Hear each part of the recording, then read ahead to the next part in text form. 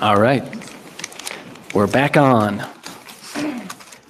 Well, welcome back to those newcomers that have come during the lunch hour break. We welcome you. Thank you for braving the weather and the roads and being here with us. So we're going to continue with the agenda item we missed earlier, agenda item 7 with Kevin Hauk, who finally dug himself out and skidded up the hill in his Dodge Charger? Yep. Okay. Good afternoon, Mr. Chair, members of the board. Yes, I am alive and well, and I do want to thank you for your patience and flexibility this morning. It was as crazy a morning for me as it was for all of you. I'm here to start out agenda item 7. And I'm going to be presenting with Joe Busto, who's actually going to give most of the talk. He's got all the fun graphics that you all know and love, but I just want to set the table about what we're talking about.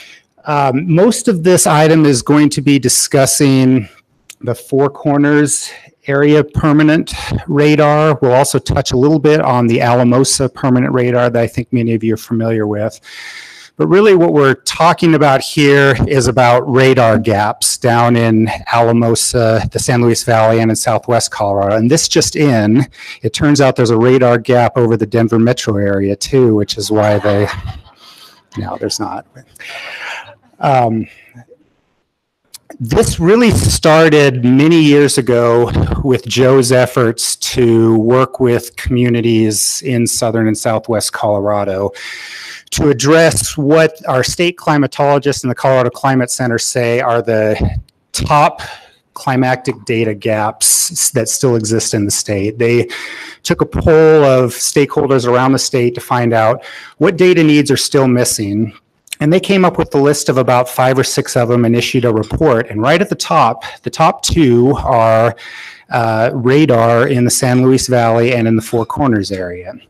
So Joe's been working with constituents down there for a while, and how this started out in recent months was I was down in Durango speaking to a number of local officials down there in regards to the watershed recovery to the 416 fire and how they're going to move forward with NRCS funding and other activities associated with flood recovery. And while I was there, the subject of the radar came up, and they said, you know, with the fire burn in place, it's a real problem here that we've got all these people that live downstream of this burn scar, and we have no way to detect a storm that comes in because we can't see the radar for the area. And boy, it would be nice to be able to figure that out. And I asked them, what is it that we need in order to make that work? And they said, well, we've been talking to other departments and we think we can get it funded. It's just a matter of trying to get together to establish local partnerships so that we can meet ongoing annual operations and maintenance expenses. And we don't know what that entails, and we think that's kind of above our control. And I came back and talked to Joe and said, well, the funding seems to be not a problem based on talking to the locals, but they're not sure if they can handle the O&M. And Joe was able to fill in some numbers for them and talk about what it would cost them on an annual basis. And it quickly became apparent that all the pieces of the puzzle were in place and maybe just the right people weren't talking to each other. So we established a radar working group for the Four Corners area, and I do want to thank Director Dutton and Director Hawkins who have been participating in that. And it's really been one of the most productive activities I've worked on over the last year. It's gone very well. And as part of that working group, we've divided into 3 subgroups. One to deal with the logistics portion, which is what Joe's going to be talking about primarily in his talk. Basically, where to put the radar, if we can make it work. How do we run 3-phase power up to that? I've learned a lot about power in going through all of this. And then land ownership issues as well. The second working group, or second subgroup, I should say, dealt with the local partnerships. So this is with the local governments as well as other stakeholders getting together and finding out who's going to take care of the O&M expenses, who's paying for it, and how are they going to work together as a group as they move forward. And then the final subgroup was the capital financing. And this actually ended up being probably the easiest of the 3 because, as it turns out, The Colorado Department of Local Affairs promised $1.7 million to this area for the installation of this radar. And as Joe will tell you, that really should cover just about all of the costs of it, unless there's any remaining costs such as power, permitting, and that kind. But that was a major coup to be able to make that happen. And so I think with the financing in place, we're just working on some of the other angles as well. And at this point, I'm going to go ahead and turn it over to Joe, who can talk to you about what he's been working on. Joe is, what our involvement with CWCB staff basically is working as kind of the technical experts on this on behalf of the state. So where do we put it? What needs to happen? Who do we need to be talking to? And the like. So I'll turn it over to Joe at this point. Welcome, Joe. Thank you. Good to have you here. Thank you, sir. Joe Bustos, CWCB staff. So that's what a radar looks like. Just kind of give you a quick overview. So we have 3 federal radars in Pueblo, Denver, and on top of the Grand Mesa, and then that creates a lot of gaps. We've done 10 field projects, to roll a radar out. We've been in Gunnison, we've been in Durango in the summer and winter, and on top of Wolf Creek Pass several times for the Rio Grande fire burn scars, and so we're up to 10 of those now. We did one large field campaign. It became very evident that we needed to build a business case in the water community about why radars help. Yes, we know it helps transportation, this, that, and the other thing. So we took a full winter's radar data and ran it through a hydrologic model and made a pretty accurate volumetric forecast April through October on the Conejos and Rio Grande.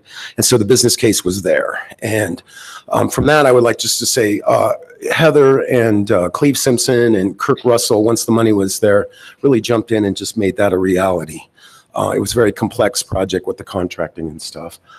So as Kevin said, he's modest, but he is herding all the cats on these groups and stuff. I'm just more on the geek science group, but it's really important because it turned out to be, hey, you have $1.7 million. Where's the radar go, Joe? So we've been working a lot to figure out the details. So here's the radar gaps in Colorado. Black is really, really bad. Red is good coverage close to the ground. You can see most of where our mountains and snow and hydrology and water comes from is not covered. This is a summer radar coverage map. Red is good in Colorado, but when you get into winter, look at how small those red circles are. They're just not very good coverage at all, and hence the reason it's hard to make a forecast here in Colorado. So when radar is, electromagnetic pulse, shoots out, comes back, processes the data. It's very robust, started in World War II, important in World War II, important in Vietnam, and kind of how the nation does business. But this is a volumetric scan. So you're going to run until you slam into something, then you're going to go up to the next tilt and up to the next tilt. And, and even in some cases, Earth's curvature away from you will make the radar beam go up. They see very, very far.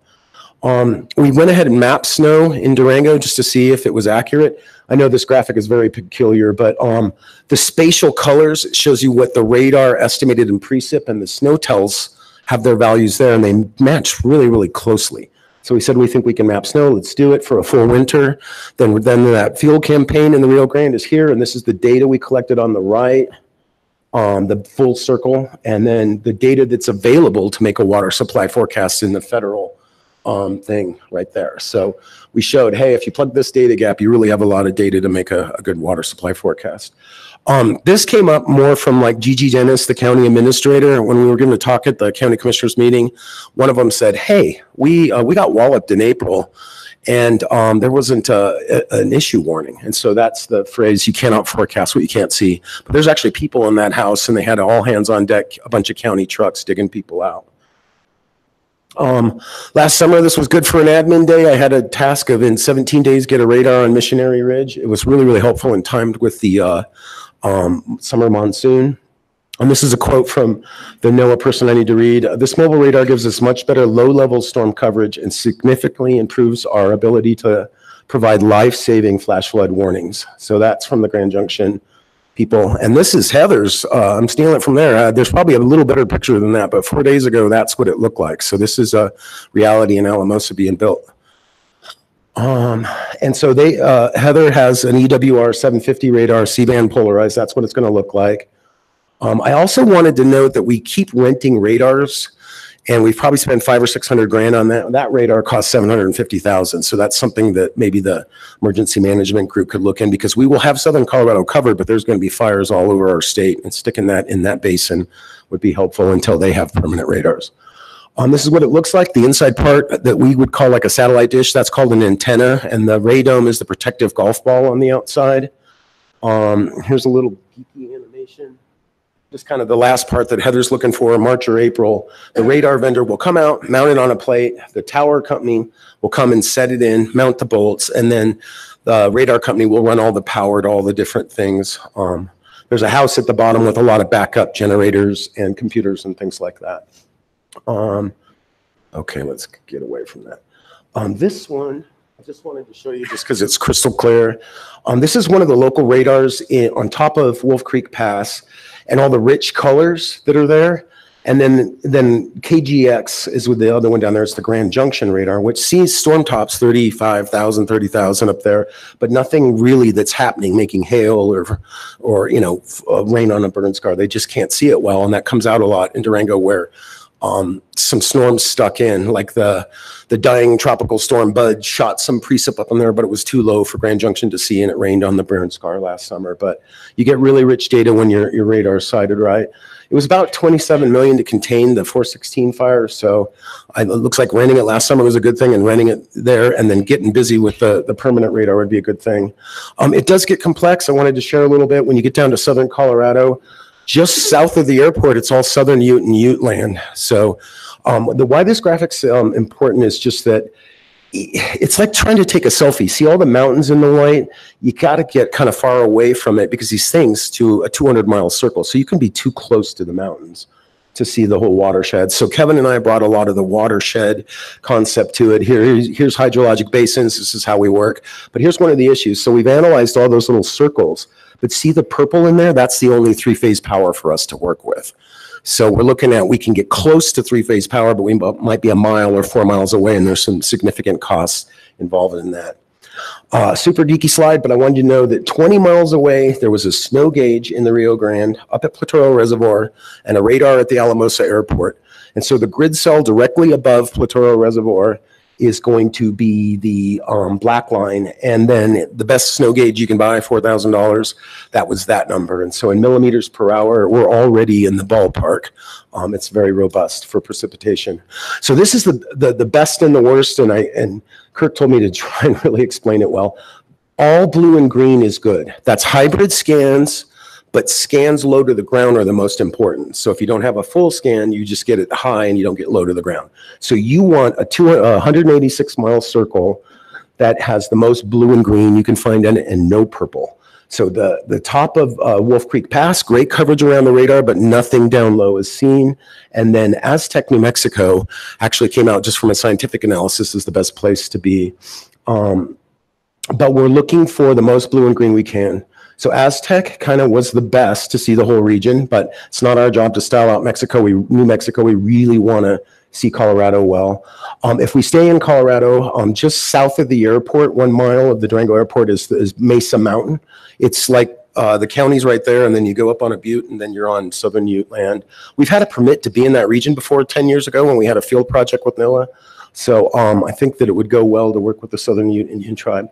And so really close to that spot is also Bridge Timber. That's where I was before, but these two dots are relatively close, just mesas around the airport. So there's a private land option and working with the Indians to cross their land and site on their land option. We went ahead and said, okay, Missionary Ridge, this is good. We were here for the summer flash flood, but see all the purple and black in the winter, it's going to see less of the mountains. So we don't want that purple in there. Lobo overlooks on top of Wolf Creek Pass. The long skinny lines also mean blockage, so the data behind there is going to be an issue. But there is blue and green, but not that circle's being wasted. All right, now this is hard to see, but there's two runs, one here and then one straight. And so we were working with La Plata County Electric, and you can go, there's a $100,000 option, there's an $800,000 option. So we're trying to get power to this radar as cheaply as we can, but do it right. Because you can't buy a $1.7 million radar and run an extension cord to it. It just doesn't make any sense. So this is a look from Mesa Mountain. You can see the Four Corners well, 70 miles away. Durango's only 15. One of the big 13ers Russ and I found when looking at it, 60 miles away, and Pagosa's about 45 miles away. So we'll see it really well. Do you want to do the conclusion slides, Kevin? Because you've really headed this effort.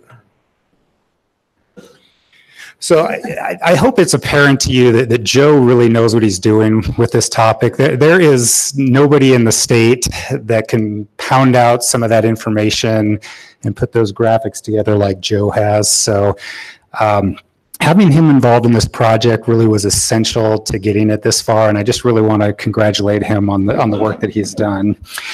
As I started out mentioning, if this project comes to fruition, and at this point I believe it will, it's just going to be a matter of time, we're solving the two highest unmet data needs as identified by the state climatologists. I think that's a very positive thing. And some of the items that this will be helping out and why all of you will care about this will help with water supply forecasting.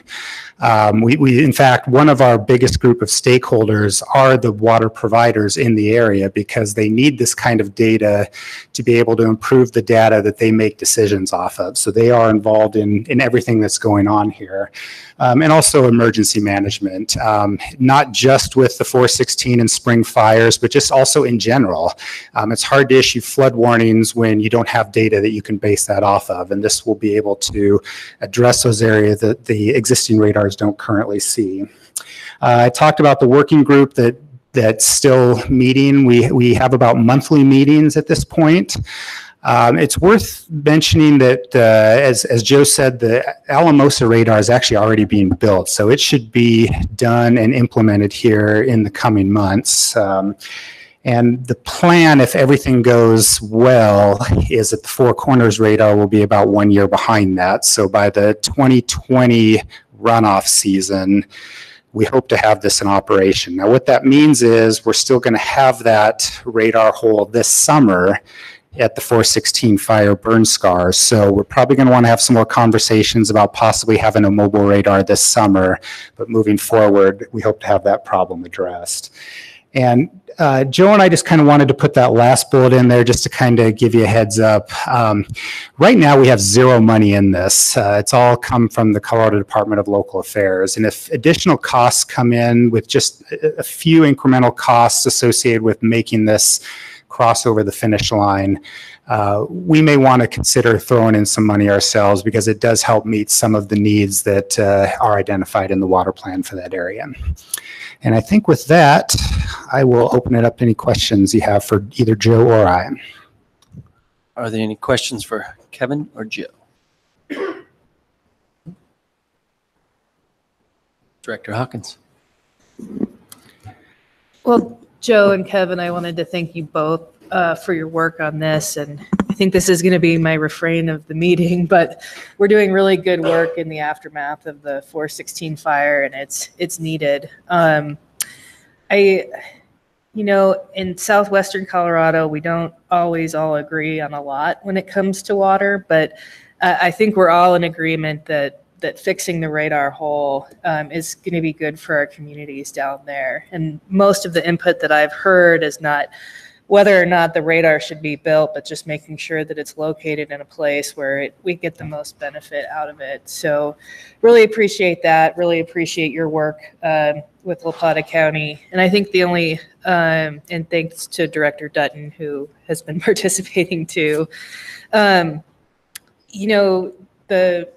issue on location on tribal land just sort of highlights an area where the ability to partner with one of the tribes in our state might be really important to the accomplishment of sort of an important region-wide objective. So really hopeful that there's a good opportunity to get this located in the right spot. All right. You're good? Okay. We do have one comment from the public. Mike Preston, would you like to address the board? State your name. Chairman Young. My name is Mike Preston. I'm manager of the Dolores Water Conservancy District and chairman of the Southwest Basin Roundtable. Just want to let you know how much we appreciate what's being done here. And I'm sure the same is true in the San Luis Valley with regard to establishing this radar. 416 fire, thanks to fire adapted communities and formerly known as Firewise, there have been a lot of defensible space created since the Missionary Ridge fire in 2002. So we didn't lose structures to the fire, but the aftermath and the burn scars, the impacts are pretty severe. Swamping Highway 550, swamping the railroad, taking out kind of dwellings and generally overloading the irrigation system. So really appreciate the watershed funding that came in to help with this, and then combine that with the radar, and then everything else that Joe has done in our area. The radar is just the most recent. I mean, he's been working with us on cloud seeding. We have 3 active cloud seeding programs over the years, and he has been just tireless and willing to come and meet and share with us at any time. So that's my other reason for being up here today. I really, on behalf of all of us in Southwestern Colorado, really want to express our appreciation to Joe Busto for everything that he's done for us.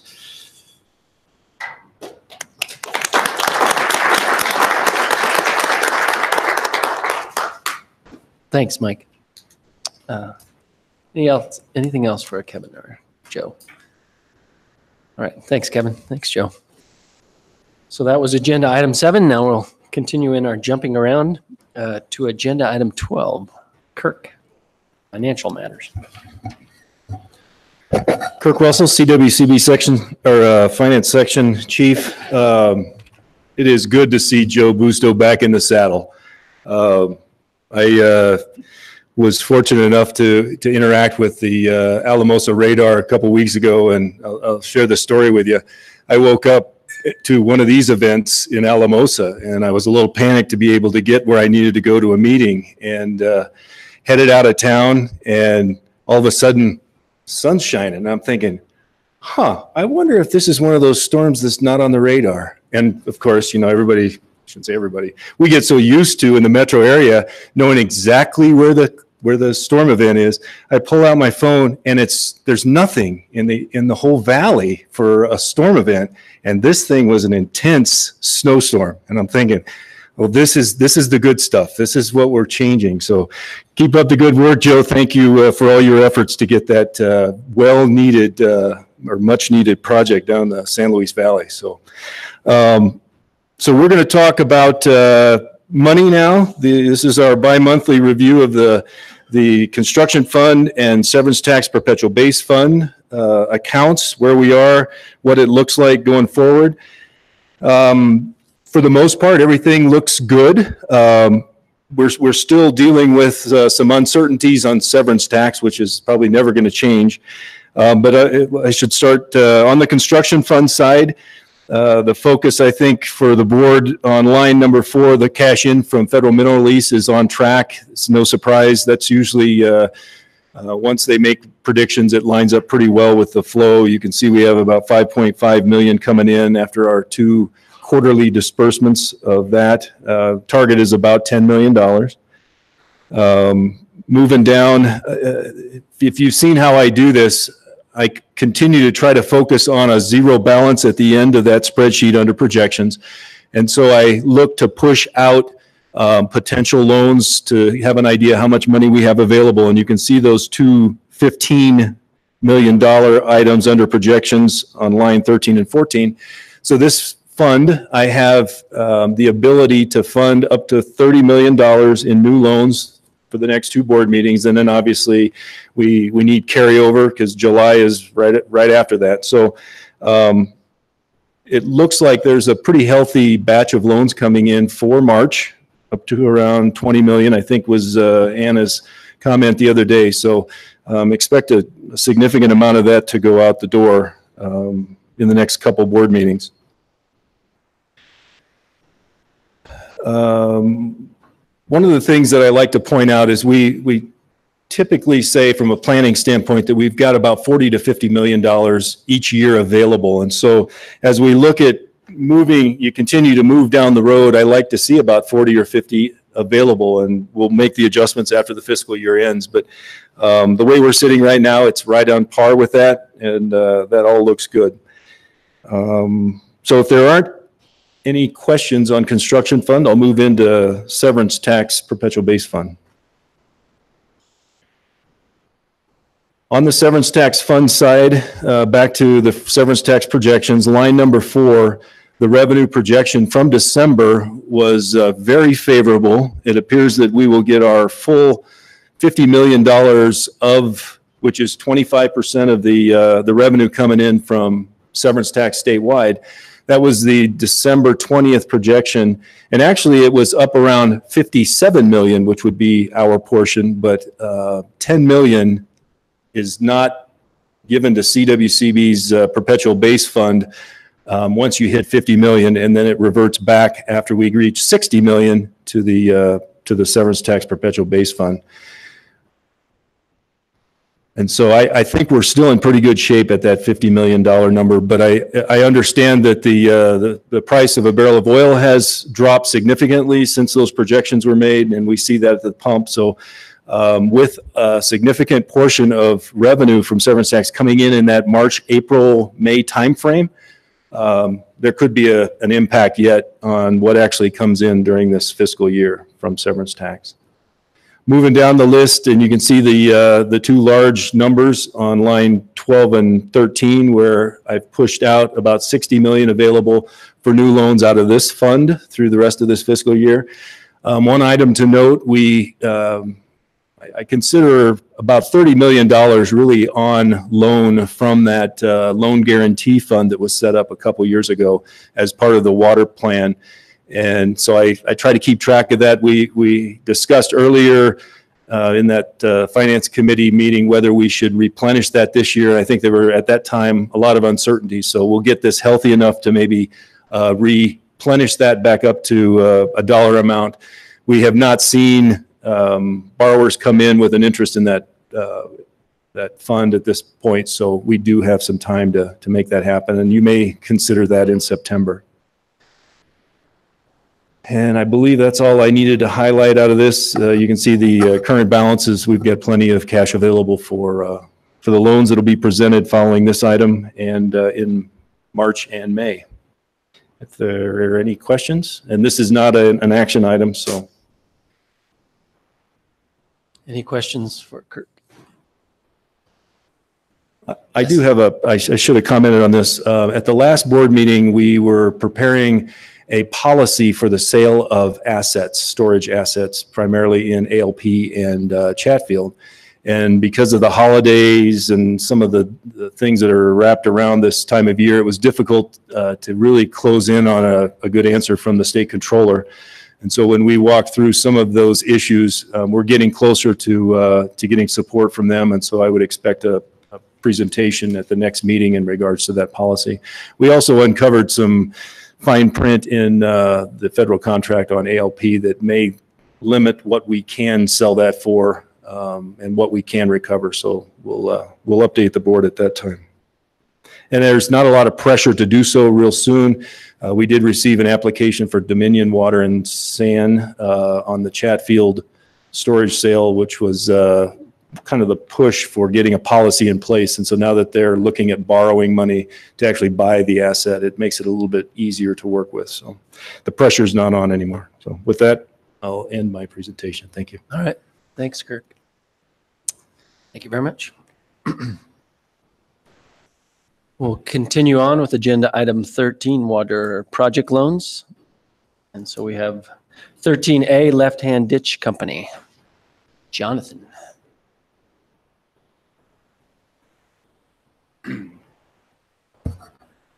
Good afternoon, Jonathan Hernandez, CWCB staff, presenting agenda item 13A. This is a loan request for Allen's Lake Filler Canal improvements. The borrower is a Left-Hand Ditch Company. Terry Plummer is the superintendent, and he unfortunately wasn't able to be here with his schedule. So if you do have questions, you're looking at the one guy that can answer them for you today. But Terry will be here on Wednesday if you see him around, so you can say hi to him. He is on a panel that I'm moderating for what ditch companies can learn from the 2013 flood. So shameless plug. If you're around Wednesday afternoon, please come to that session. 2:30 Cotton Creek. It's much more fun to have a panel with an audience. So please, a few of you show up, please. So this project is located in the South Platte Basin near Niwot. The loan amount is that they're seeking is $671,650. That includes a service fee. And again, there's Terry's name, Terry Plummer. And so, yeah, he'll be here Wednesday if you have questions for him. The Left Hand Ditch Company, they serve approximately 15,000 irrigated acres. Overall, they have annual diversions of 50,000 acre feet per year, 460 irrigators, and they also provide water to municipalities including Left Hand Water District, Jamestown Ward, and Boulder City and Boulder County. So they're a fairly large ditch company. Their water rights essentially control Left Hand Creek. So they've been around for a while, 1866. They have a large system, and we've been involved with them on previous loans for their other projects. Allen's Lake is located fairly on the upstream end of their district. About 90% of their irrigators use Allen's Lake in one form or another. The Allen's Lake Filler Canal, also called Lake Ditch, diverts off of Left Hand Creek, delivers water into Allen's Lake, and then also goes around the western border of Allen's Lake. And that is the section that this project is highlighting. You can see it in red. The ditch, once it delivers water to Allen's Lake, kind of skirts through a narrow right-of-way through the backyards of some residential properties, and the embankment's right along the lake edge. And so this section is experiencing embankment erosion, bank instability with some old root wads of the trees deteriorating. Sedimentation is a problem, and also leakage. In the bottom right-hand picture, kind of the whitish glare is actually water pouring out. So they do experience severe leakage between the ditch and the lake. So the solution for this project that they've come up with is to pipe about 2,400 linear feet of this ditch section. By putting the water in the pipe, they've modeled it. Sedimentation should not be an issue within the pipe section. It also eliminates the narrow, well, they'll still have the right-of-way, the existing easement, but the easement's only 15 feet wide. And so they won't have to be getting, after construction, they won't have to continually be have maintenance efforts in that narrow right-of-way in the backyards of the residential customers. So it will help with the water rights, but also being good neighbors with the residential development that's around Allen's Lake. The project cost is estimated at $665,000. They are asking for a loan to cover 100% of the cost. And so with the 1% service fee, the loan would be $650. They qualify for a blended interest rate of 2.5%, and that brings their annual loan obligation about $35,000. The financial ratios indicate that they're a strong borrower. I do want to point out that in December of 2018, just last month, they paid off an old loan that they had. They paid it off early, and essentially they're just swapping those annual debt service payments. So the company won't see a new, they won't really feel a new debt upon them. And on their emergency loan that they received from us, they have already paid us back $669,000 roughly of FEMA reimbursements that they received that they were then able to pay down the loan. So they've been a good borrower with us. They have good history. And the loan security will be their assessment revenues and the project itself, which is the pipeline. So with that, you have staff recommendation in front of you, and I am available if you have any questions. Thank you, Jonathan. Any questions for Jonathan? Were there any issue? You talked a little bit about changing the ditch from open channel to pipeline. There's no issues there. I know there's legislation happening right now that addresses some of that, because there are places where people like the open ditch, but there wasn't anything. No, they haven't run into those issues here. I did ask them if their easement allows that or if they have to change their easement somehow, and they said no. They've run that through, and their existing easement will remain since the pipe will follow the same center line. So, yeah. Okay. Director Dutton. I move staff recommendation on item 13A. It's been moved by Director Dutton, second by Director Wells, that we approve staff recommendation on agenda item 13A. Is there any further discussion? Seeing none, we'll proceed to vote. All those in favor signify by saying aye. Aye. All those opposed, same sign. Motion carries. Thank you, Jonathan. Thank you. We'll move on to agenda item 13B, the Schneider Ditch Company. It's in my neck of not the woods.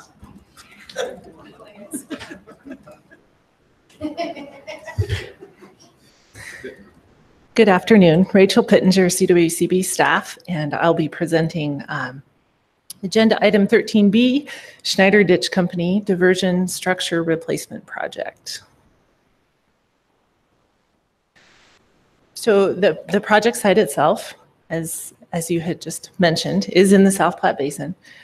The borrower is requesting a loan amount of $1,233,000 for 30 years at 1.85% loan term.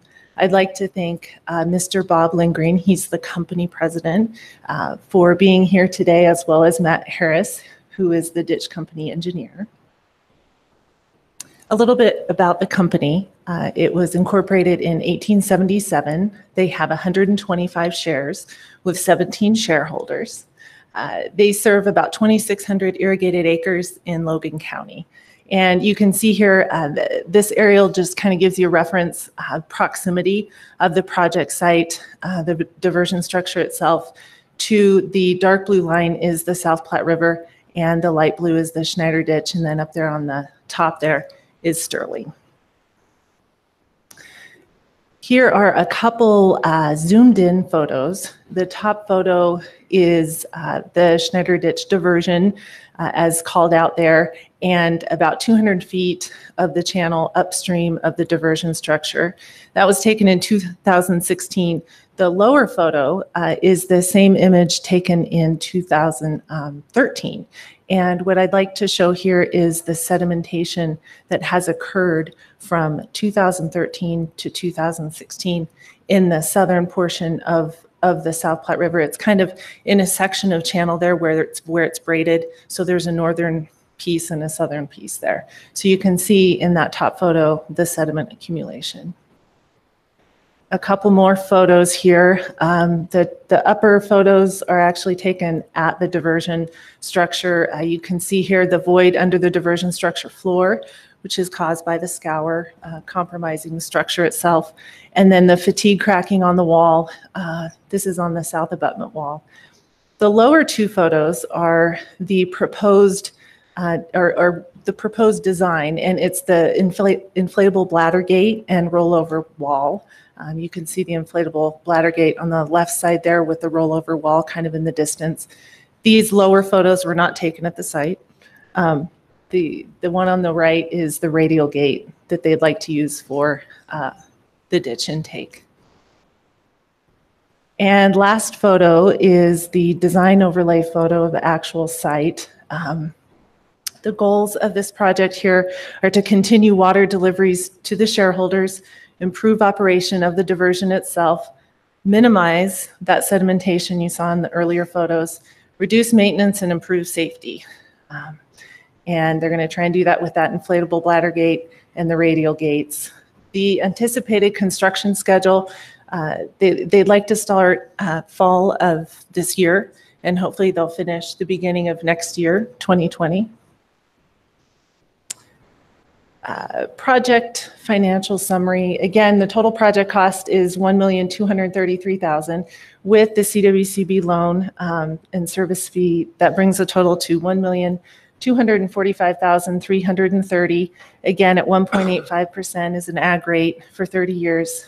With the for the annual loan obligation for the first 10 years is going to be closer to $60,000. Financial analysis indicates that they will require increase to their assessments to their shareholders. And collateral on this project will be a pledge of the assessment revenues backed by the assessment covenant and the project itself, which is the diversion dam and then the ditch intake. So if you have any questions, I'd be happy to answer them. Any questions for Rachel? We also have Bob Lindgreen with us and Matt Harris. Bob, do you want to say anything, or Matt, either one of you? Okay. All right.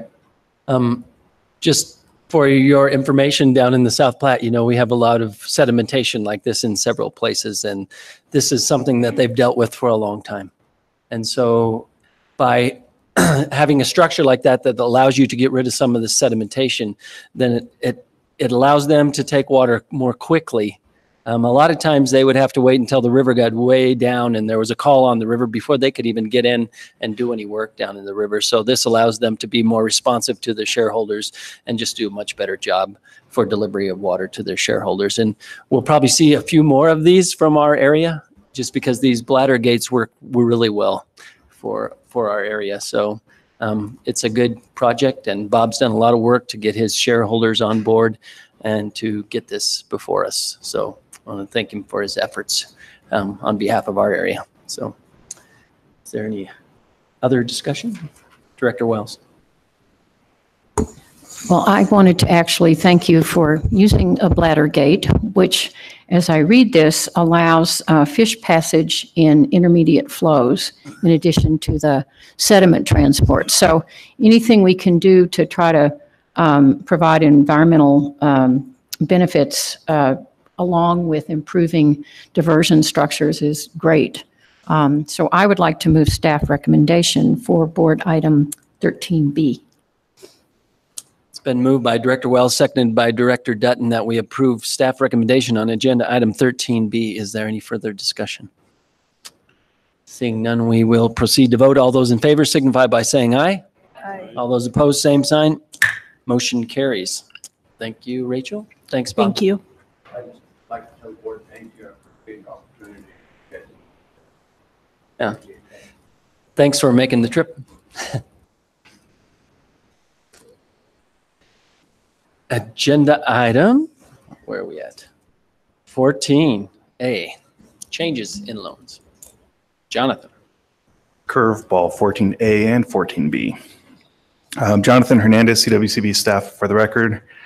The next two agenda items, they're really kind of one and the same project. They had to be split out because there are two different loans. So I'll get into that a little bit, but I plan to present them together. Then at the end, we'll ask for staff recommendations individually for 14A and 14B. So this is the Lake 4 work that is going on with this St. Vrain Left-Hand Water Conservancy District. And Sean Cronin, the Executive Director, is with us in the audience. So if you do have questions for him, he is available. And so this Lake 4 is located just north of here in Longmont. The district boundary, you can see in this map, that's the orange shade, primarily in Boulder, a little bit in Larimer and Weld counties. And the specific site that we're looking at for this district is Lake 4, which is near Highway 66 between Lyons and Longmont. So to start with this project, pre-2013, the district knew that they had to make repairs to their outlet pipeline. And so you can see in this map, Lake 4 is on the left there, and then Westlake and A-Frame Lake. Lake 4 outlet is a pipeline that goes underneath Westlake and A-Frame to discharge into St. Vrain Creek. And so back in 2013, they were analyzing how to make the repairs for this. They're looking at lining the pipe and some different options. In the middle of those planning efforts, the September 2013 floods happened. And so this view is from Google Earth, kind of showing the creek itself. And what you'll see is when the flood happened, the St. Vrain Creek breached upstream, and the entire river was rerouted through a series of these gravel pits, one of them being Lake 4. And so that became the new stream channel.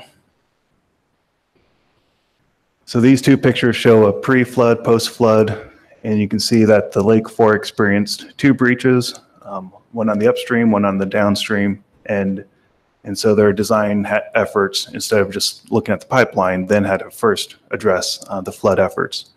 But before they could just fix Lake 4, Boulder County is part of Lake 4 and some of the land around there. And so Boulder County, the district, with the St. Vrain Coalition, were part of the master plan efforts to look at how do we fix St. Vrain Creek post-flood.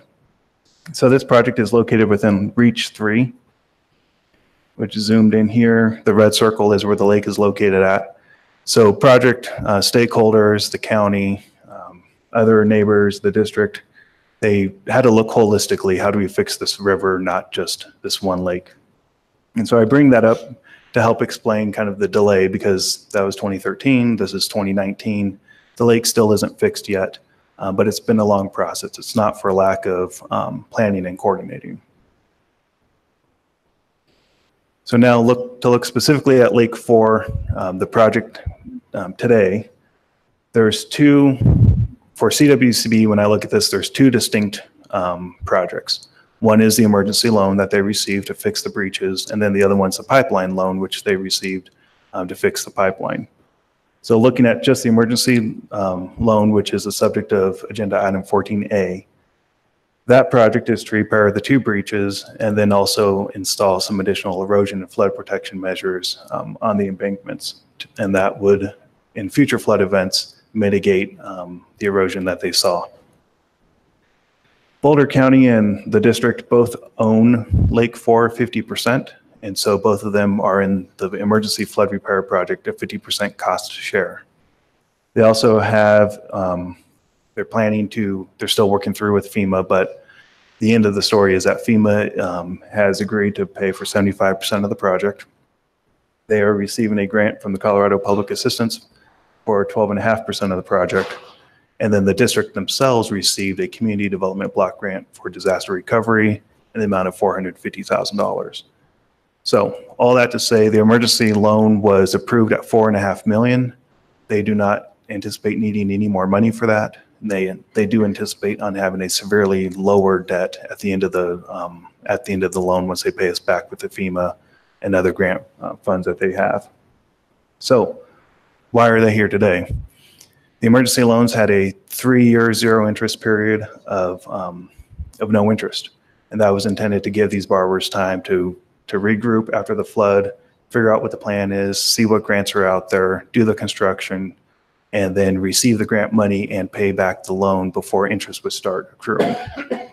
Due to the delay in the wide coordination with the St. Frank Coalition and whatnot, their end of the 3-year period is coming up on March 1 of this year. And so the request is to extend from 3 to a total of 5 years, give them 2 more years of no interest to do this work.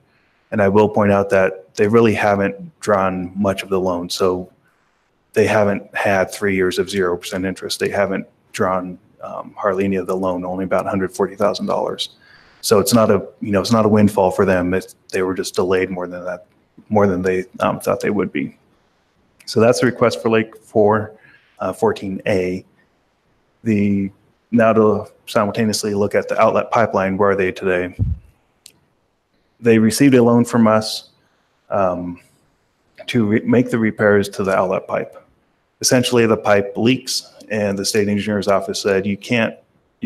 If you're trying to count, the water flowing through this pipe as part of augmentation credits, you can't have Westlake leaking into your pipeline, and that seems reasonable.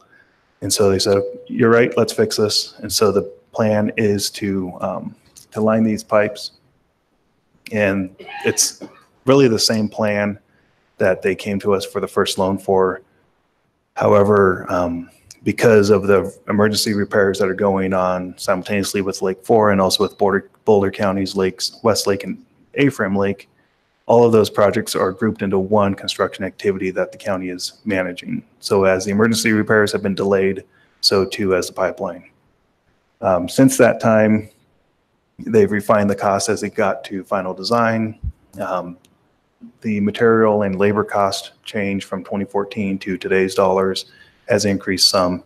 And so they're here today because the project cost originally estimated at $911,750 has increased to $1.1 million, roughly. And so they're seeking loan funds to cover that gap. And so since 14B is requesting more loan funds, we did a new financial analysis on that loan. And so the new loan that they're seeking is $864,560. It's roughly a 40% increase to their loan. Their interest rate will not change at 2.85%, and their loan obligation is just under $50,000. Table 3 financial ratios, we usually like to say they're a strong, average, or weak borrower. Those are our three categories. I had to come up with a new one because it's complicated. You can't just, for me, put them into one category or the other. And I say that because, quite honestly, if they do not receive the grant reimbursements from FEMA, state public assistance, they simply can't afford the emergency loan. The plan for that, since we knew that, was that we collateralized the loan with CBT shares to equal 110% of the loan.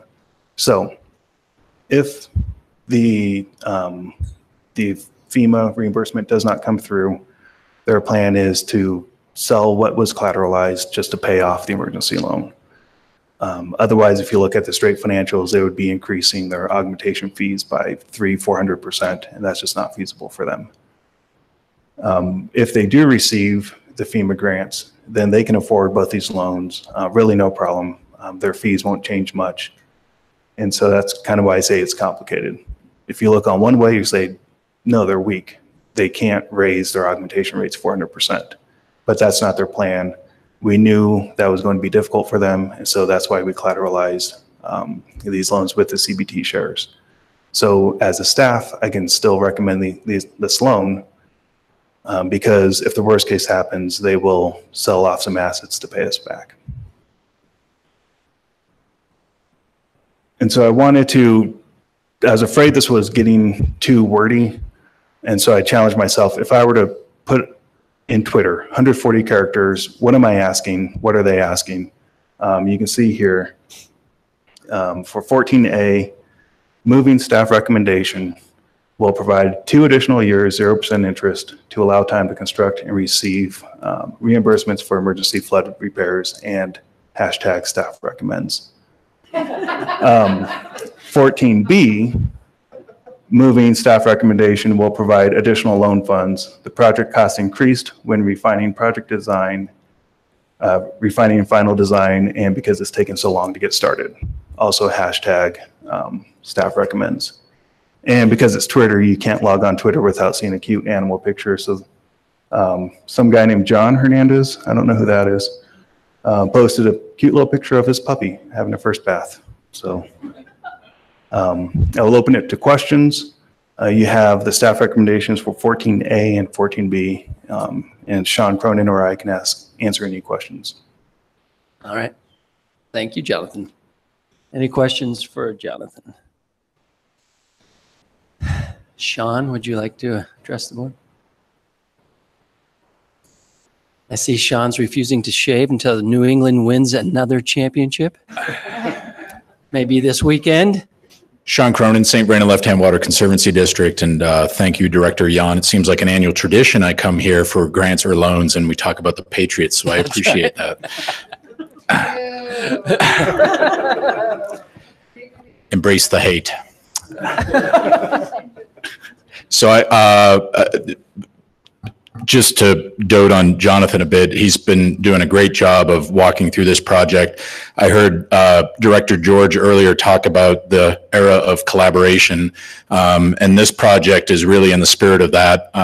One thing that doesn't get talked about in the textbook of collaboration is how much time it takes to collaborate and get everybody on the same page. But I'm convinced we have a better project as a result of it. We've combined forces with Boulder County on their reservoirs. And as Jonathan pointed out, the river restoration work, so it's definitely a much improved area as a result of it. It just took longer than we expected. And I think we're finally in the clear to be able to move forward. The federal shutdown gave us a little bit of a setback, but we got 3-week reprieve right now that we're going to try to meet with FEMA and get things started again. So we're hopeful I won't come back next year to ask you for something else. And but you know, the Patriots might still be doing well by then. Any questions? All right. Director Wells. I think Jonathan did an excellent job of explaining the justification for these changes. So I would like to move hashtag staff recommendation for items 14A and B on the agenda. It's been moved by Director Wells, seconded by Director Dutton, that we approve staff recommendation on agenda items Can we do that at the same time? 14A and B. We're gonna. So is there any discussion? Seeing none, we shall proceed to vote. All those in favor signify by saying aye. Aye. All those opposed, same sign. Motion carries. Thank you, Jonathan, for your explanation. Thank you. Thank you Sean. very much. Thank you, and I am curious, this John Hernandez who tweeted the picture of his dog, it looks like, it says to check out the video.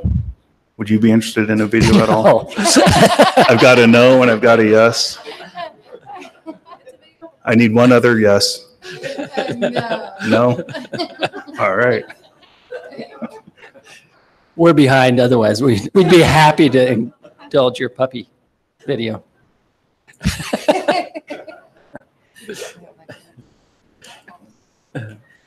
All right, moving on to agenda item 14C. Good afternoon, Anna Moss, CWCB staff. I do not have one. No, unfortunately, I have no puppy pictures, no funny hashtags, so bear with me. This agenda item 14C is a request from the Ordway Feed Yard to transfer some loan obligation. And I want to thank Luke Larson, the general manager of the feed yard, for braving all the elements to come all the way from Ordway today to be here. I'll give a little bit of a background and kind of conclude where staff landed with this. And then I want to open the mic up to Luke also and just so he can share a little bit of the story of why we're here. This is a little bit unique. In my tenure at the CWCB, we've never done a transfer of loan assignment. So this has kind of been a new process for me. The background on this was that in March of 2013, the feed yard was approved for about a $2.5 million loan. This was to extend a water line. They had started part of it from a ranch that the feed yard owns, and they were bringing additional water supply about 10.5 miles up to the actual feed yard. Something important to note is that this is a huge benefit to Crowley County. And so as a result, the county applied for a WSRF grant and received $275,000 in grant funds. They also put some cash towards the project, and so that just shows the commitment of the county to help the feed yard out too. The project was completed in early 2014, and if I recall, and Luke can probably talk about this too, that it wasn't about a minute too soon. I think that as soon as they finished this, their other water supply was about to run out, and so it was really critical timing to keep these guys in operation. So repayment of the loan began in April of 2015. They've made all of their loan payments on time. The current balance is about $1.8 million. So Luke and I have been in touch off and on for a while here, and I knew they were looking at some other investors coming in to help the feed yard out. They've struggled a little bit with revenues. Part of it was the market base, the type of cattle that they catered to. That part of the industry took a little bit of a dip. So they presented to us a letter of intent for a new business. The new business is Ordway Feeders LP. And the Ordway Feed Yard LLC will still remain a 25% owner in this new business. The new business will continue to operate in much the same fashion as the original feed yard. Part of the difference is these new partners were previous customers of the feed yard, so they will bring their own cattle into this to help prop up the business. Part of the unique part of this is that there's really no formal financial review since there aren't profit and loss statements from previous years to look at. So I did review the pro formas, and it looks like there's plenty of positive cash flows, what's predicted, that should cover well in excess of the loan amount. So with that, staff recommends transferring this loan from the feed yard to the feeders. The terms will remain the same. The payment date will still close out April 1 of 2044. So nothing really changes on our repayment side. It's really just who the obligation now is assigned to. So with that, if it's okay with the board, I'd like to invite Luke up to say a few words too. Welcome, Luke. Thanks for making the trip. If you just state your name and who you're with. Luke Larson, Ordway Feed Yard. First of all, just want to thank CWCB for helping us with this project. It's been a success. The pipeline works great, knock on wood. It hopefully keeps working great, but it's done what it was intended to do, has helped our water supply situation out greatly. Yeah, just to kind of expand on Anna's comments a little bit, since the pipeline, I can't believe it's been almost 6 years now since the pipeline's been in place. Our head count, we can hold about 50,000 head in the feed yard, and our head count has hovered anywhere from 50,000 down to as low as 11, 12,000 head, which is still a break-even level. We can still cut costs at that low head count level enough to operate. And as she said, we've been current on our loan obligations, but that headcount going up and down isn't good for the county. It's not good for our employees, obviously, because our biggest cost cutting is laying off employees. It's not good for the farmers in the area. So the intention of changing the ownership and bringing in these partners is to even out that headcount, make us sustainable longer term at a near or at full capacity utilization level in that 40 to 50,000 head range. The partners we're bringing in are solid. They've been in the business. Some industries may not seem like a long time, but in cattle feeding, 30 years is a lot of years. And they've been successful 30 years in the cattle feeding business. So we feel good about bringing them in as partners. The structure of the new entity will be such that each partner is obligated to fill their percentage of the feedlot that they own. And profit sharing will be based on that. So there'll be plenty of incentive to keep the yard full. And then there's actually buyout provisions if a partner's not keeping their head count. So we feel like that going forward will be something good for the feedlot to maximize the value of everything involved. So I'd take any questions if anyone has any. Any questions for Luke? Director Goebel. Thanks, Mr. Larson, for making the trip. With the limited economic activity in Crowley County, this feed yard has provided a definite benefit to the economy, not only to Crowley County, but the area, providing a market for crops and jobs for people working at the feed yard. So I appreciate you trying to find ways to make it work. And if there's no further questions, I'd move to approve staff recommendation on agenda item 14C. It's been moved by Director Goebel, seconded by Director Anderson, that we approve staff recommendation on agenda item 14C. Is there any further discussion? Seeing none, we shall proceed to vote. All those in favor signify by saying aye. Aye. All those opposed, same sign. Motion carries. Thank you. Thank you, Luke. Thanks, Anna. Moving on, agenda item 15. Kirk's back with us. Water project. Kirk Russell, Finance Section Chief. Agenda item 15 is the annual projects bill update. And before I jump into that, I wanted to publicly congratulate Anna for her new role as the COO. As I see Becky look at me, it's bittersweet. Anna is an outstanding at everything she does, but we talk about filling staff and how somebody has big shoes to fill. She has a history of traveling around the state and making stuff happen. And thank you so much for your service, Anna, to the loan program at CWCB. And she'll do a great job in anything she does, in particular, getting a lot of our operations to coalesce across the different sections. So from experience showing up at meetings and they look at me and say, "Oh, is Anna not going to be here? Should we wait until Anna can make it?" So her replacement will have to deal with that for a little while. So again, congratulations.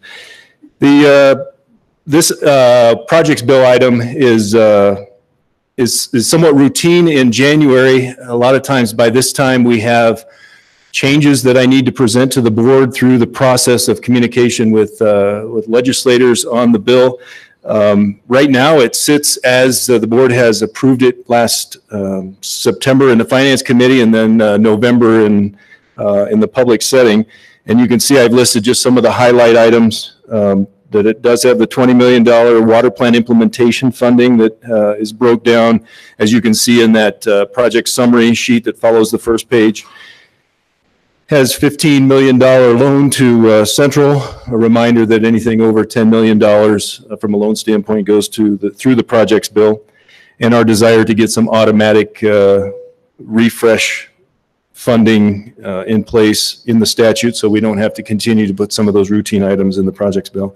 And then that number 4, the item of note, the Republican River Matters funding that went to Nebraska and Kansas. There is $2 million remaining that will be utilized within the state of Colorado, and we're in the process with DWR, Mike Sullivan, Deputy State Engineer, on how to get that arranged and distributed. And so we needed some additional time for that, and that's why that item has an extension on the allowable time to disperse that money until the project, or till the money is fully expended. The latest, my understanding is it will remain, our bill will probably be sponsored by the House and Senate chair, and that being on the House side, Representative Roberts, and on the Senate side, Senator Donovan. And Doug Vilsack's communication to me is there is a hope that there is some bipartisan support on our projects bill that I think is always important. He did indicate that maybe the last year it went through the Senate, and so it's always assumed on my part that it will alternate, and so it may come through the Senate again, I guess, because of some balance of water bills, or DNR bills. And so with that said, those are the, I guess, non-updates I have for the projects bill, and we hope that it'll continue forward just as the board has approved in the past. So this is a non-action item, so I'll be happy to answer any questions. Any questions for Kirk on the projects bill? All right, thank you, Kirk. Continue on. Agenda item 16. Agenda item 16 is, I put together just a front memo to this particular item. As you remember, back in November, we refreshed the emergency dam repair cash fund back up to $500,000 because the state engineer dam safety branch had contracted with a construction company to remove part of Kacharis Dam number 5, and we thought it was important in coordinating with staff at DWR that a presentation of the results of that finished product. So Scott Cuthbertson will be presenting this project. I don't know if Bill McCormick made it. Okay. Scott, it's yours. Welcome, Scott. Good to see you. Oh, it's not loaded up. Good afternoon, Scott Cuthbertson, Deputy State Engineer. As the presentation here gets loaded, I would just like to thank the board for your support in this project. This was the first time the state engineer exercised his statutory authority to take control of a dam because of imminent concerns for hazard to the public. And so I'm here today to tell you that the project was an absolute success. I did have one attorney who, on the closeout inspection, snagged a piece of barbed wire and came back to the group with a bloody hand, at which point I summarily fired him and ushered him off the site. So we had no accidents on this project. Had to be an attorney. But I would just like to run through a quick update. This may be hard to see, but this is a good representation of the dam that we were dealing with. This dam was initially built in the 1910s. The 1910 was the last time the design drawing was signed, and then construction began shortly after that. On the yellow portion, if you can distinguish the colors here, that was to a gauge height of 100. The final gauge height was 135 feet. So the yellow portion was the original construction.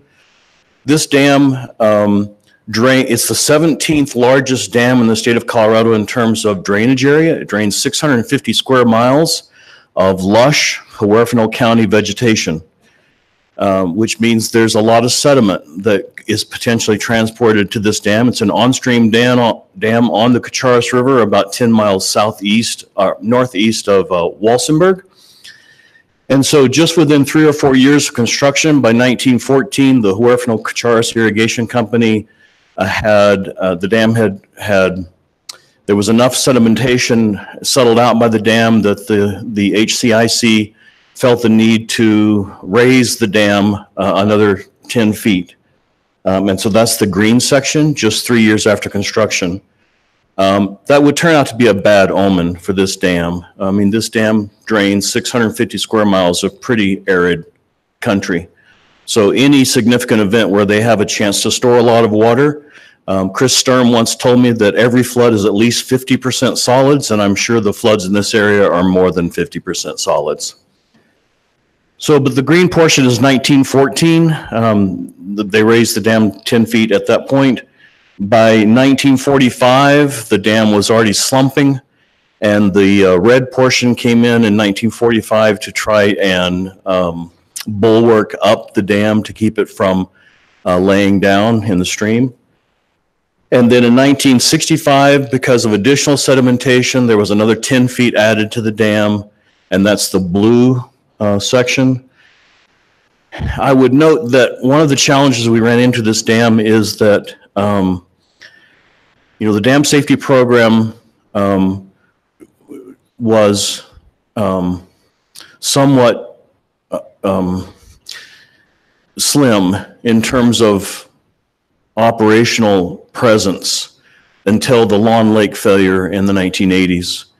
We now have 12 dam safety engineers that are commissioned across the state, and they are much like our water commissioners embedded in their communities. And so I think we have a robust dam safety program today. But often in these old dams, we find that once we get into them, they aren't constructed in accordance to what the drawings say. And an example here is that blue section. You can see it sort of illustrated in the drawing. That blue section was supposed to be a 10-foot depth of D53-foot boulders, which means the mean diameter of the boulders in that section were supposed to be 3 feet or greater. That section did not exist and was part of the reason the dam was laying down. That was a specific concern for us because we had planned on using that material to help armor the final structure that we left in place. Because that wasn't there, we had an additional cost. We had to make some rock. We had to borrow rock from the canyon and make enough riprap to armor the final structure. But so this is just an overview. The dam, I think. Sorry. See how fast I can go here. So that's the dam. So this is a view from the left bank looking downstream. So the gauge height's 135 feet. Today, it has about 80 feet of sediment in the bottom portion of the dam. That's obviously an environmental concern, right? You don't want this structure breaching and having some kind of a catastrophic release of that sediment. And if you'll notice the top right portion, I've got a little red box on the tree line. You just might want to keep that area in mind because it'll help you be a good reference to see the significance of this dam as it comes down in this progression of pictures. So that's the dam as it looked on November 14th when we began construction. I should just back up a little bit. Well, I'll get into it here in a minute. This is a picture of the dam before 1987 when it partially failed. It's probably about 1985, 86, maybe somewhere in there. You can see along the toe of the dam, I don't know if this will show. Yeah. But if you'll notice that along the toe of the dam, there's that white looking stuff. Now on the very left side, that's the outlet of the dam, that large flow of water. But you can see all along the base of the dam, that white, that's water gushing out of the dam. Just an FYI, that's never a good thing. To have a dam of this size with that much visible seepage. There was probably 60 or 70 CFS of seepage coming through that dam. And so that's not great. Shortly after this, that dam did fail, partially fail. We had it under, well, I think I'll get into this. Keep getting ahead of myself. So prior to 1987, the state engineer did have this dam under a storage restriction to gauge height 100. That was the original 1910 construction. Everything above that leaked really badly. So there was a storage restriction in place to gauge height 100.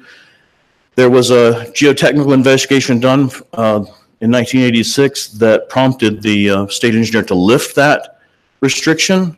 And the very first fill the next spring, the dam failed. Would be an interesting postmortem on the engineering analysis. We'd love to be able to do that, but that's a lot of work and a lot of time, but maybe someday we'll be able to do that because I'd love to get that 1986 geotechnical investigation and do an autopsy on it and see what we would do differently today. And hopefully someday we'll be able to do that. Emergency measures were taken to reduce the storage, and the storage was restricted again to gauge height 100.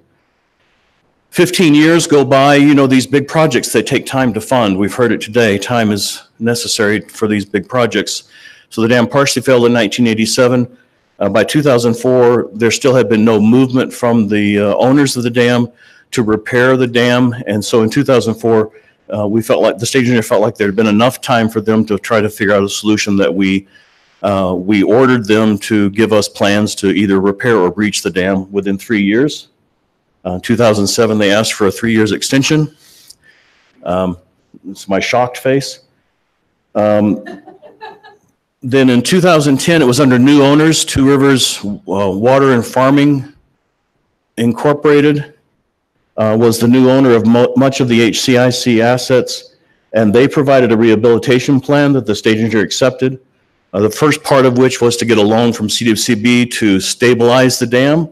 And what that ended up being was, you'll see this wall on the left abutment.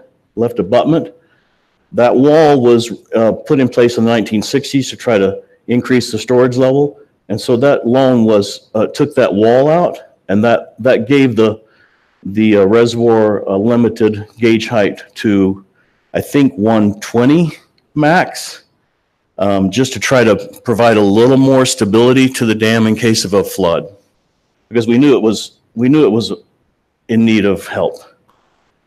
So that project was done in 2010, but we still were, the rehabilitation plan was still in place.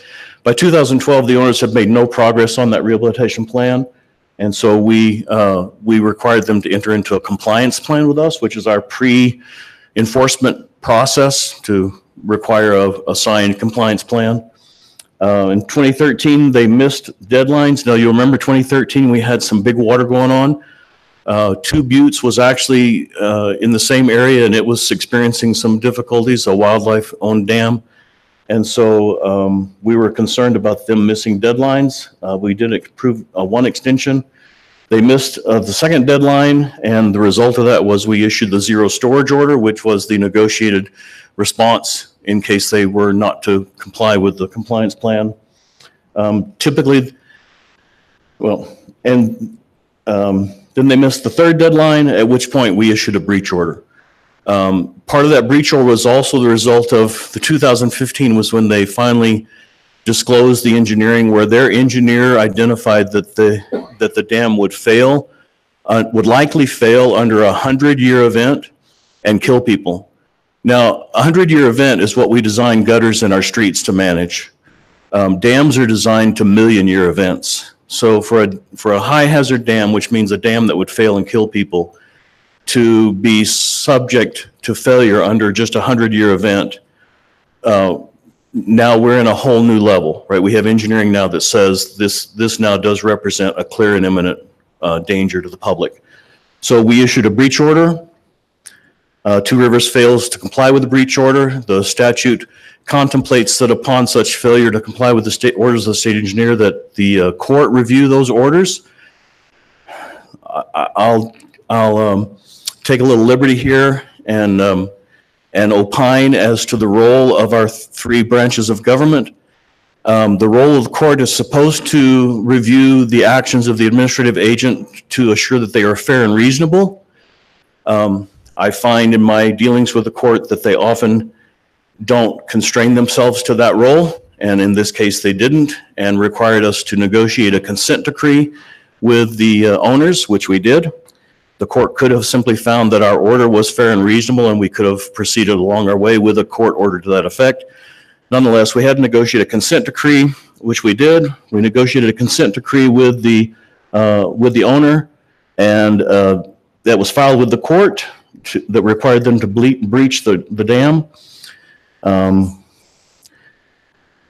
In the process of the engineering being done to do that breach order, Two Rivers allowed water to be stored in the dam against our zero storage order.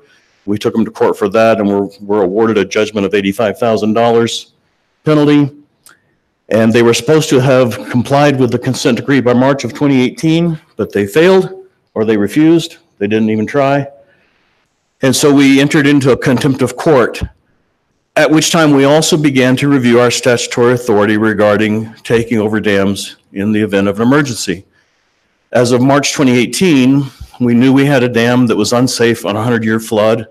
And, you know, you just are really careful when you're an administrative agent talking about ordering a private entity to remove a 100-year-old structure. It's, and much less taking control of it. So that whole summer, we had lots of conversations with lots of folks trying to get guidance on what the most prudent course of action forward would be.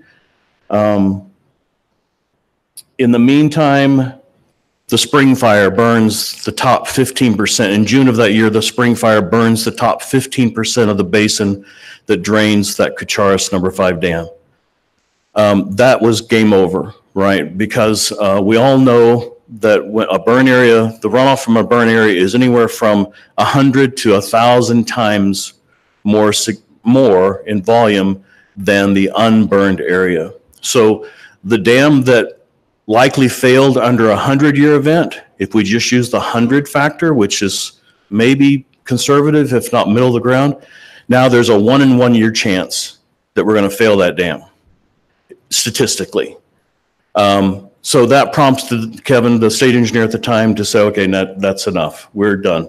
So in early August, we took control of the dam. We exercised that statutory to take control of the dam.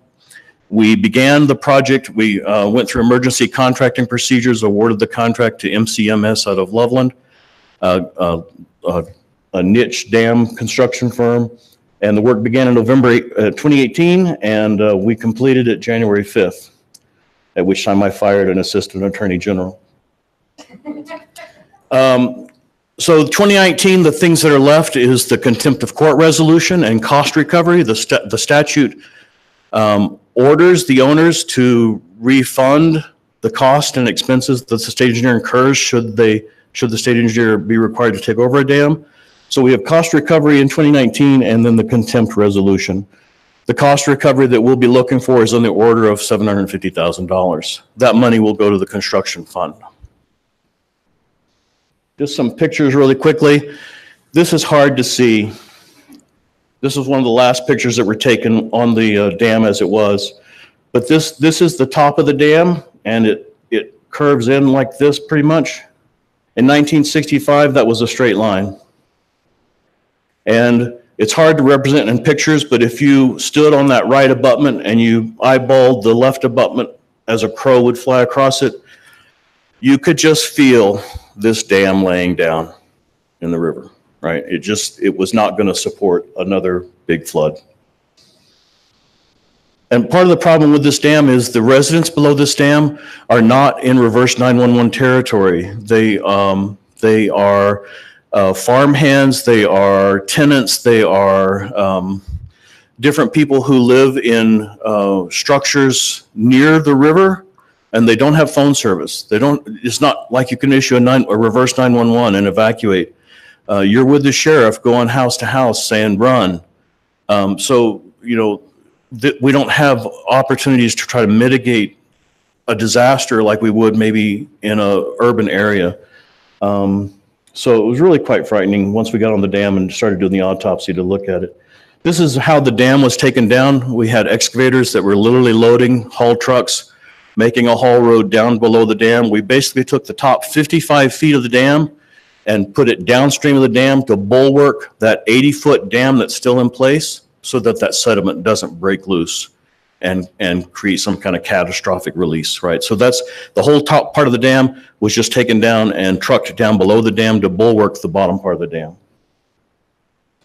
And there you can see the jackhammer working on the concrete face. This is a rock fill concrete face dam, just to give you a quick lesson on dams. Many dams have impermeable cores. Some dams have impermeable faces. On these impermeable face dams, like this dam that was relying upon an impermeable concrete face to store the water, it's totally reliant upon the stability of the structure that's holding that concrete in place. This was supposed to be a rock-filled dam. This was a dirt dam with some rock in it.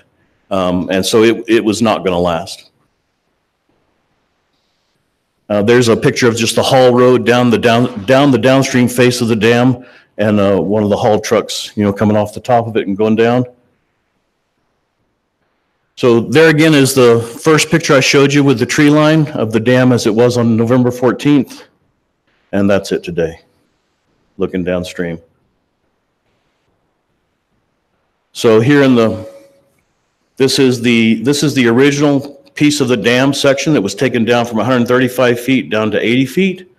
And then this is the armored reinforced stream section where the stream will just normally flow across this dam and back down the stream.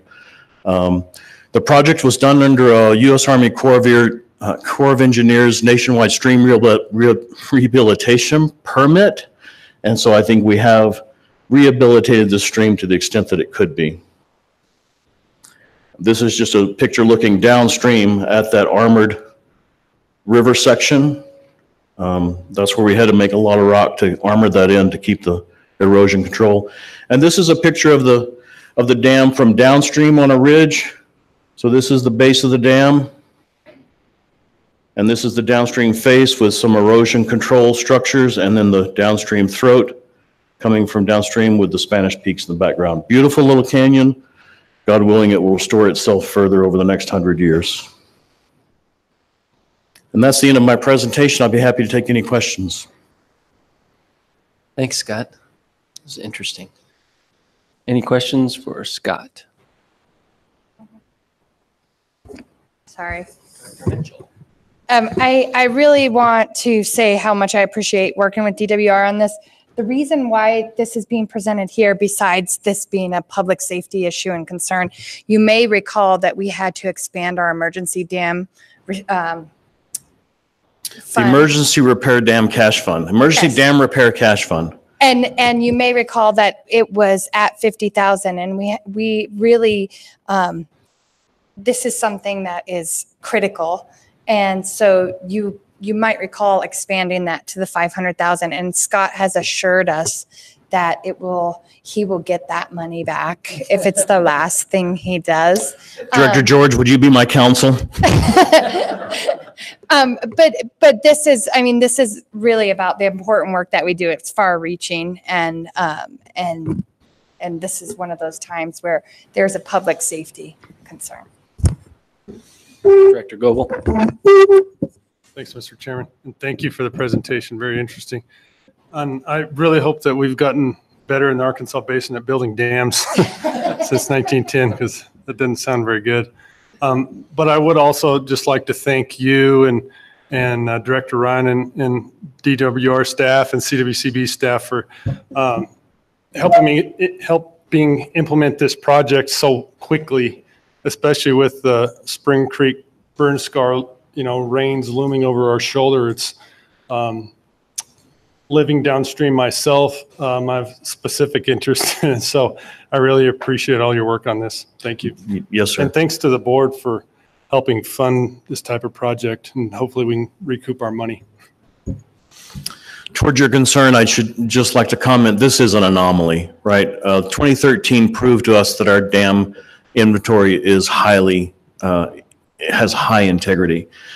This was the anomaly of, a small irrigation company in terms of financial assets, trying to manage a structure and build a structure to begin with that maybe was beyond its kin to begin with.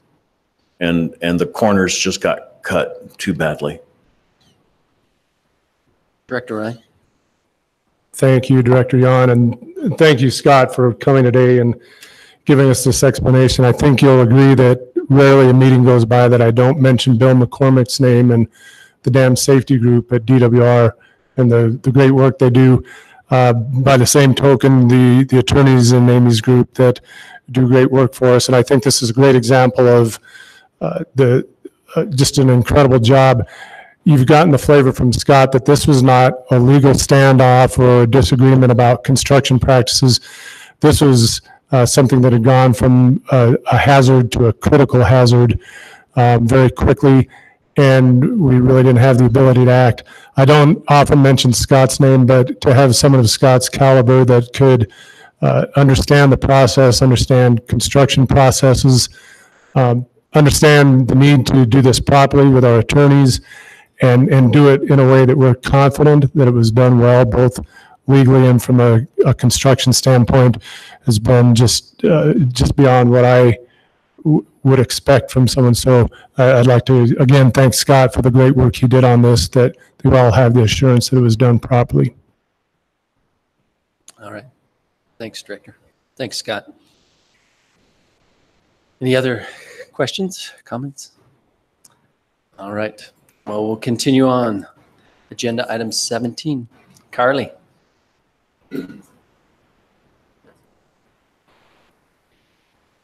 Welcome. Thank you, Director Yan and members of the board. For the record, my name is Carly Brown. I'm Interstate and Federal Manager at CWCB in the Interstate and Federal section. I'm here to give you our annual Species Conservation Trust Fund Species Conservation Eligibility List recommendation. And normally I don't have a PowerPoint because normally it's pretty straightforward, but we made it a little bit tricky for you this year. And so I want to make sure that I'm pretty clear as I do my walkthrough. So staff recommendation, which you'll find in the board memo, is that the board, contingent upon available revenues, concurs with the DNR Executive Director's proposed recommendations to the General Assembly to approve an expenditure of up to $6 million from the Species Conservation Trust Fund for fiscal year 1920, including $3 million for CWCB priorities, and to also forward a statement of concurrence to the CPW Commission. We have a second recommendation that I'll get into here, but first I want to pause and sort of explain where this sits for those of you that might not have heard this presentation in the past. So this is the standard staff recommendation that we make every year. What happens is that the DNR is from severance tax revenue sets a certain portion aside for species conservation projects. And what the General Assembly directed DNR to do is to use those for cooperative agreements, for recovery programs, for other programs or projects that CWCB and CPW identify that help achieve the goals to meet our obligations that arise under the Endangered Species Act. And that also those projects that might help the state endangered or threatened or even candidate species.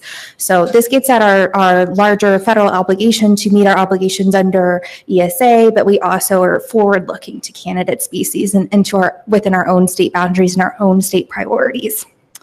So every year we start looking at our severance tax projections and we think about how much money we, being DNR as a whole, get together back in November. We put our head together on what our projects, programs and priorities are for the coming year. And we also start looking at the budget forecast and we think how much can we allocate to different pieces.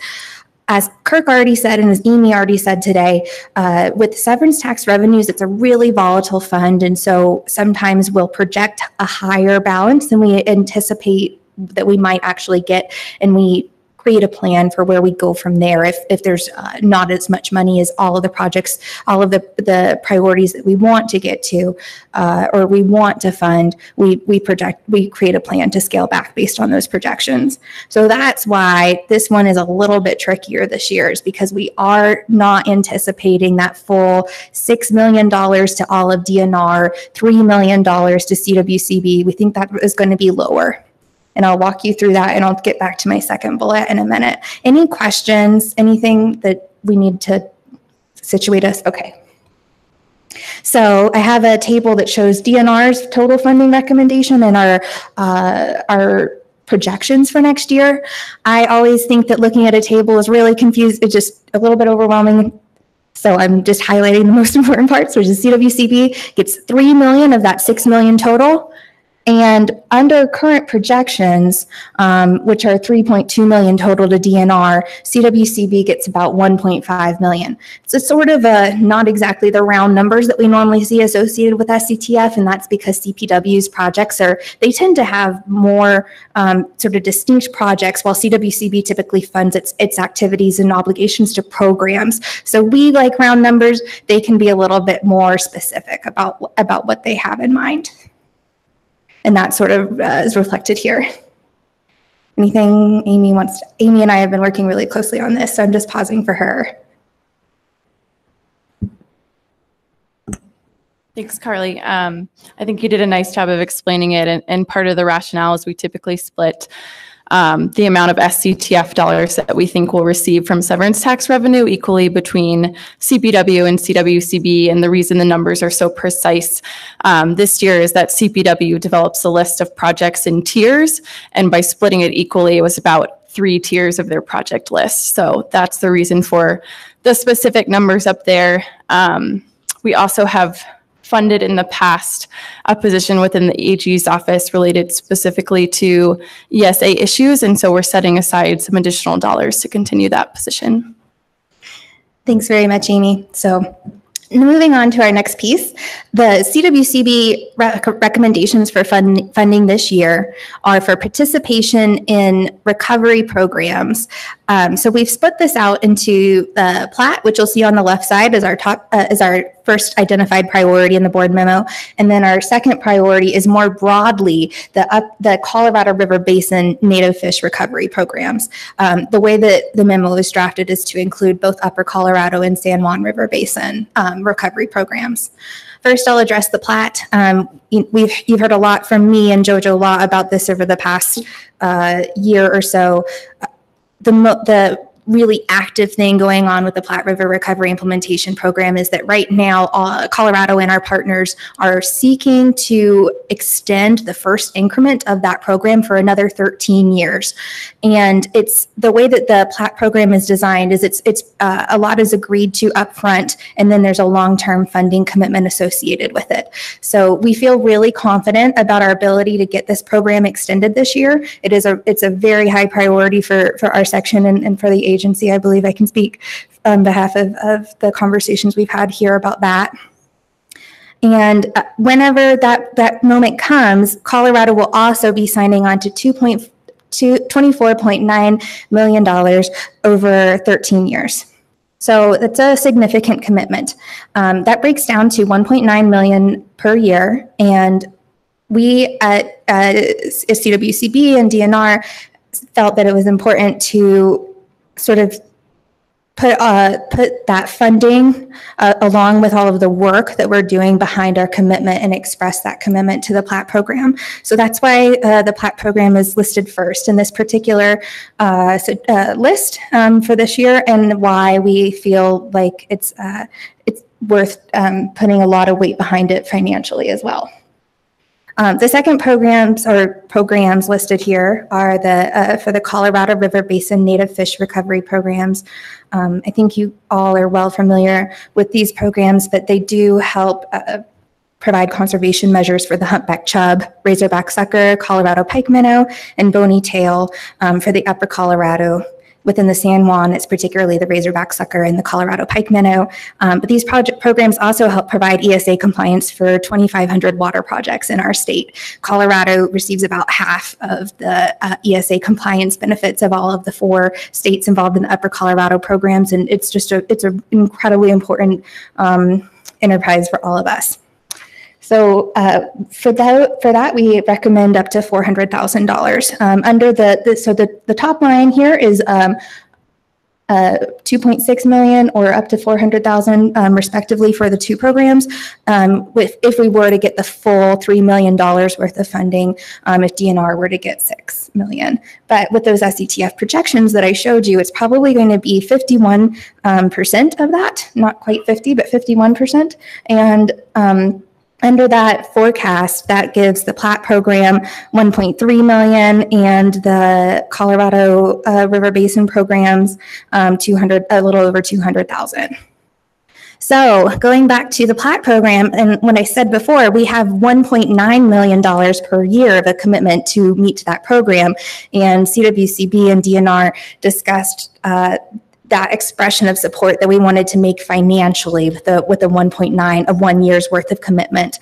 And we looking at these projections realized that we would probably fall short of that. So that's why it's extra complicated this year, where staff is recommending $600,000 to be taken from the construction fund as well to supplement the Platte program in order to provide a total of $1.9 million so that we can meet our first year's funding obligation. So I'll go back to staff recommendation, and go back to the second bullet.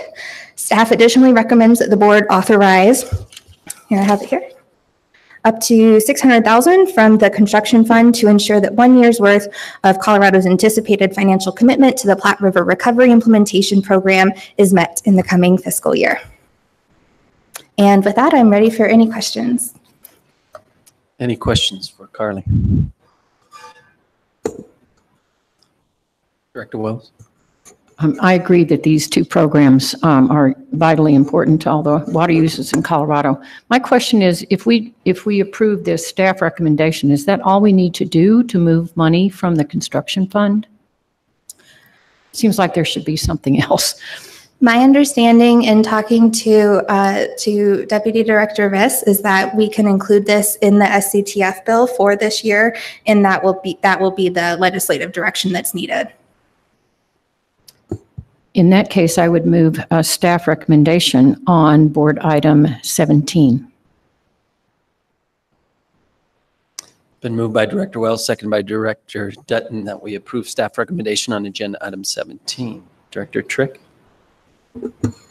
I just had a quick question about the next increment for you. So is the acre foot obligation that was in the previous increment, that will still remain the same into the next increment? Is that correct? Actually, we got a little bit of flexibility in meeting the water goals of the program with the negotiated first increment extension. So I think that if I'm getting what you're talking about correctly, it's the 130,000 acre foot to 150,000 acre feet was the original water milestone that was set forth in the Platte Recovery Program's first increment. Under the extension, all of the partners looked at the possible water projects that were before us and saw that it was reasonable. It was definitely, we were going to be able to get to 120,000, but it would be worth doing some science to see if that additional 10,000 to get up to 130 was really needed. So that was negotiated into the agreement that we are going to get to 120 and do additional science, adaptive management research to see if the 130 to 150,000 target is appropriate. And as a side note, there was also one other change in the first increment extension that the partners agreed to acquire an additional 1,500 acres of land. Now, the program partners had already gone above the land requirement, so we'd already met that milestone and gone above and beyond, but adding an additional complex habitat to the land objectives for the program was another piece of the negotiation in that extension. Okay, and as far as Colorado's obligation, though, that still isn't increasing, I guess. Oh, no, Colorado's water, sorry, I apologize. Yeah. I sort of went down the track about the program overall, but the Colorado's water obligation of 10,000 acre feet of retiming per year at the state line stays the same. Okay, thank you. And I just also wanted to thank the staff and DNR and CWCB, and on behalf of the people in the North Platte Basin, this is definitely a very important program for us, and the folks up there are definitely in support of continuing forward with this, and just want to thank everybody for all their hard work on it, because it definitely is a big deal to the folks up there, and they are in full support of this. So I wanted to thank you for that. All right. Any other discussion? Well, we have a motion on the table and second. So seeing no further discussion, we'll proceed to vote. All those in favor signify by saying aye. All those opposed, same sign. Motion carries. Thanks, Carly, for all your hard work on this. And we appreciate you on the South Platte Basin too. I'm always happy to go to the South Platte. All right. Well, we have completed today's agenda. So well done with all the snow and everything. So I guess we will be in recess until tomorrow morning at 8:30. And sorry, Jonathan, we could have had your puppy video. I'll stay and watch it. I'll stay and watch it later. And we could have a snowball fight later if you want. So anyway, so we'll be in recess until 8:30 tomorrow. Thank you, everyone.